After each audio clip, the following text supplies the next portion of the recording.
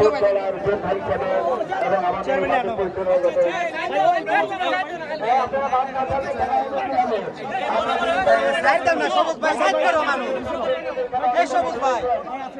আর এখানে গিয়ে বের করা দরকার আমরা মাঠ ছাড়ি।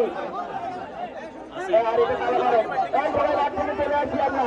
খেলা এখন 5টার সময় 5টা 3 বাজে উনি কিন্তু ভেবেছেন খেলার সময় হয়ে গেছে।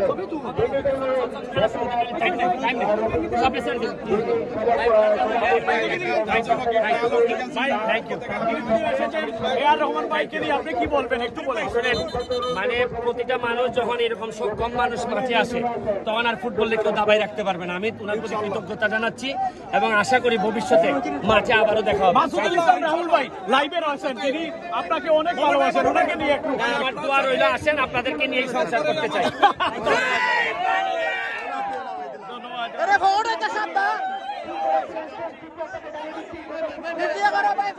সাবধান।